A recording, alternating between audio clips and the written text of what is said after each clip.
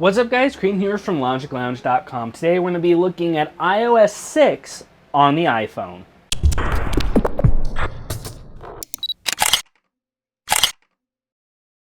Okay, so this is iOS 6. It's got a new background, it's got a lot of new features, and a lot of stuff that we're going to try to pack into a short, about 10-minute-ish video, just to keep this on the short and sweet sides. And there's a lot of new features inside of iOS 6 that we're going to try to go over, all the major ones that pertain to you, hopefully, and that you'll get the most use out of.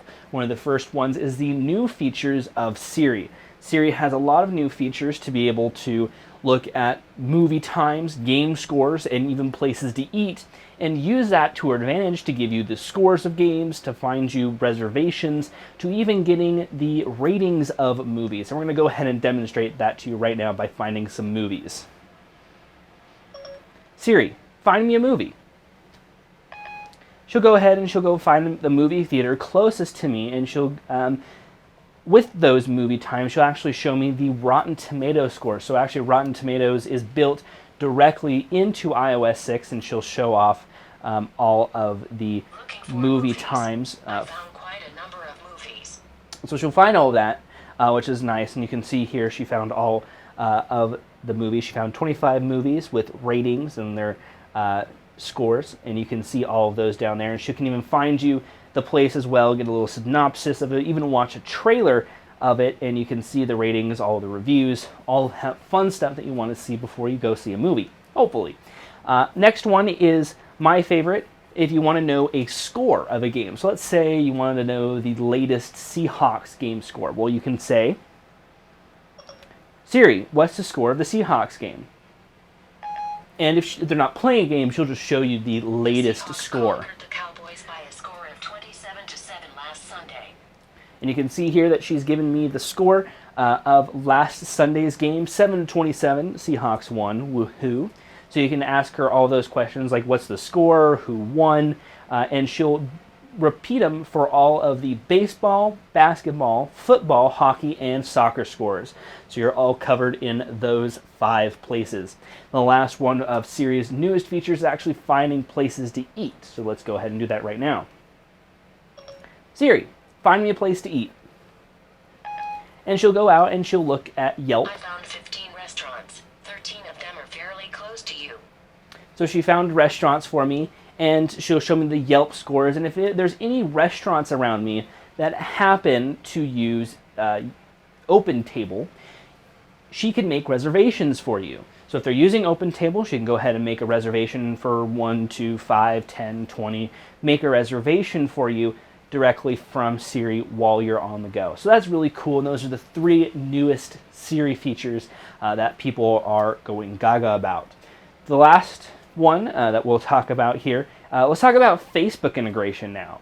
Facebook is now directly integrated into iOS 6, just like Twitter is with iOS 5. Facebook is here with iOS 6, and Facebook can import your contacts, import your calendars from Facebook as well. So she can, or no, I'm sorry, not she, because we're not talking about Siri anymore, but the application can scan your contacts, and it finds a Facebook match. It can update it with the Facebook information. So maybe they have a second cell phone number, or you don't have a picture for them. Well, it'll go ahead and actually grab the picture from Facebook and actually put it on the photo, so you can see whoever's calling you, and their Facebook profile photo will show up. So that's really cool. You can scan through your contacts as well, and you can sign in with your Facebook account.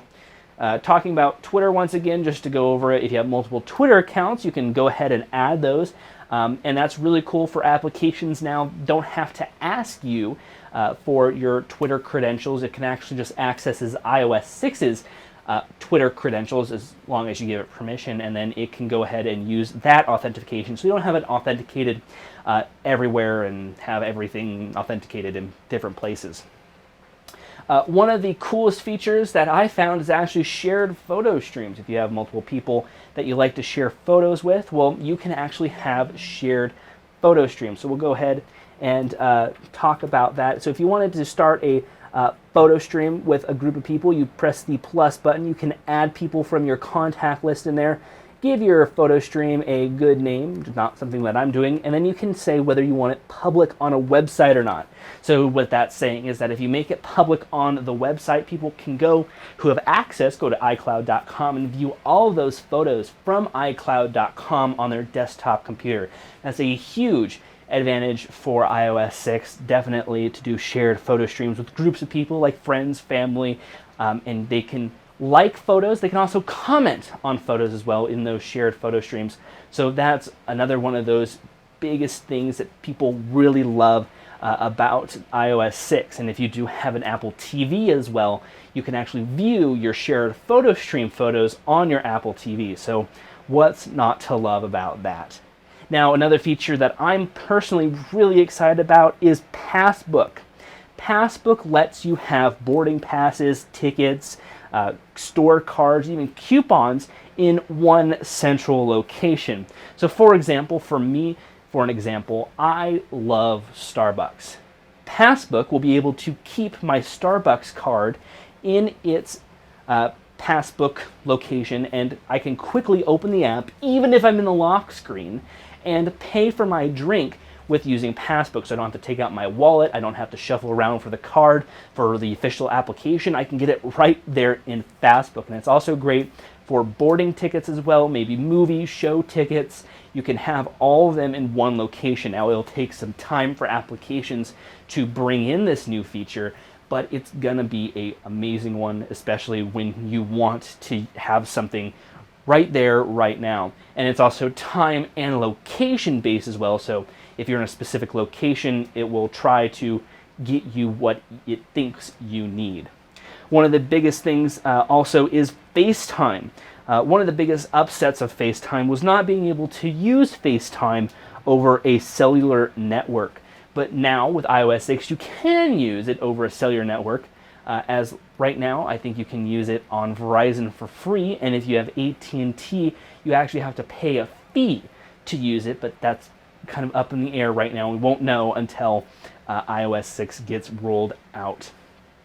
Now, one of the things that people always are adamant about is when they get phone calls. When you get a phone call, maybe sometimes you don't want to answer it, and you've got to kind of wait for it to ring and ring and ring before you can respond to somebody.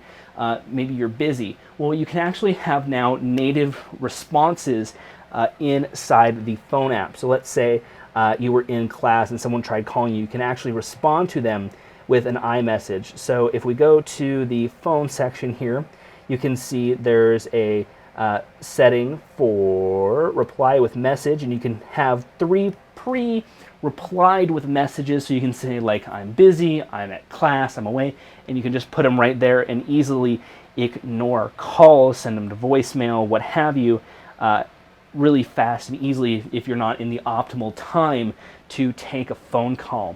There's also Do Not Disturb as well. Do Not Disturb is a great thing for people who don't like to be disturbed at certain times. So you can turn on Do Not Disturb, and in your notifications center, you can turn on Do Not Disturb, set it for a specific time, set who can call you, and if there's repeated calls, what to do with those repeated calls. There's a whole bunch of really cool Do Not Disturb features in there that people are going to love for not getting notifications or calls when they're busy. So there's also VIP lists in Mail. This is something to kind of single out those important emails, let's say from coworkers or bosses. You can actually mark their email addresses as VIP email addresses, and it'll go to this special folder within Mail, and you can quickly see them, and the more important ones are pushed up top, which is one of those cool things. So let's now talk about Safari. And if I can go find Safari somewhere in my mess of applications, we can talk about it. One of the cool things about Safari now is that you can have cloud tabs.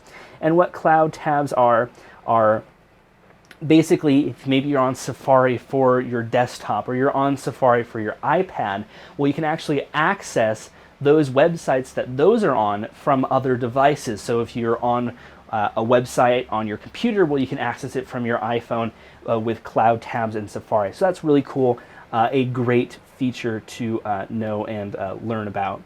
There's also full screen landscape mode. So if I go into landscape mode here, after I turn off rotation lock, you actually have a full screen now of the website. So you can see here, this is full screen of a website here, which is very nice. So you have limited space. You can actually have more space in there as well. So that's a very nice feature to have. There's also offline reading as well. So if you want to read a website offline, maybe you're on the plane, you can also do that as well. The camera has a new feature as well, panorama mode. You can actually now do native panorama on your iPhone. All you do is go to options here and click panorama. And when you're taking the picture, you actually will follow this line and then it'll create the image for you almost instantaneously. Great thing to have. Let's talk about the new stores. The new App Store is now in effect with iOS 6. It looks almost exactly like the desktop version. Is actually very slick and laid out. The layout is very nice. One of the things that I do like about the App Store is the way that it's laid out now.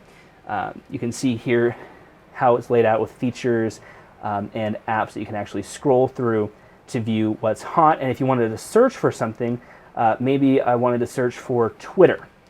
I can search for Twitter, and it'll bring me up a list of Twitter-related applications in a nice card-looking format, which is very nice. So you can scroll through, you can see a screenshot, you can see the icon and the rating, so you can quickly scroll through. That's one of the coolest things about this program. So we're going to go ahead, we're going to cut the video right here, and we'll be right back so we can continue on. So now after a change of lighting, let's go look at the new iTunes Store. It's got the same basic layout as the App Store like we saw. It's got some nice features, especially with looking at that card view that I really liked.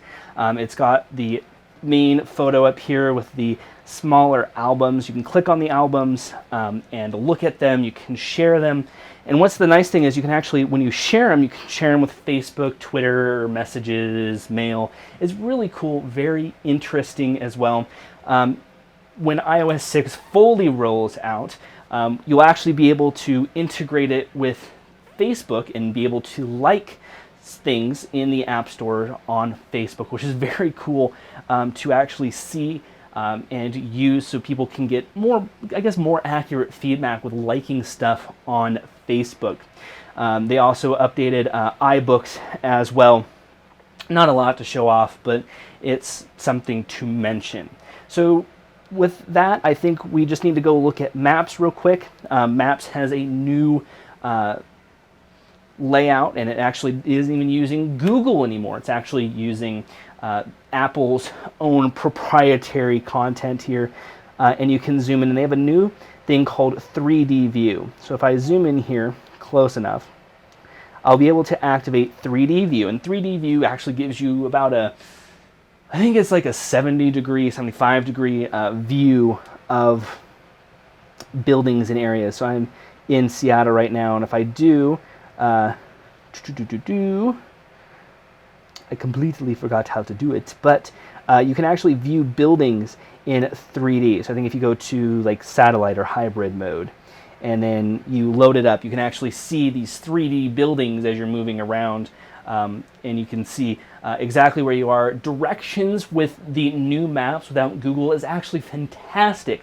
I like the default Maps application now with the iPhone. It works very well.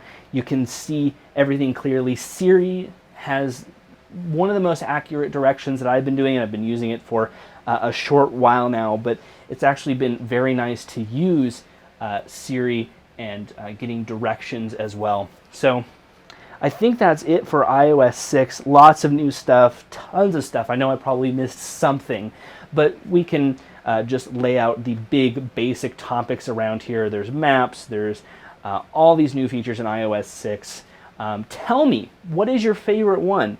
One thing before I go, though, is China. If you are watching this video and you're in China, China has their own specific version as well of iOS 6 that brings a lot of China's major networks into the phone. And I can't really show those off right now because I'm not based in China. So I hope you guys enjoyed this video. Tell me what you like about iOS 6. Tell me what you hate about iOS 6. And be sure to like and subscribe to us as well. If you have any questions for me, email me, creighton@logiclounge.com. You can also view our social media profiles on Facebook, Twitter, and Google+, all under the username of LogicLounge. And until our next video, we'll see you guys later.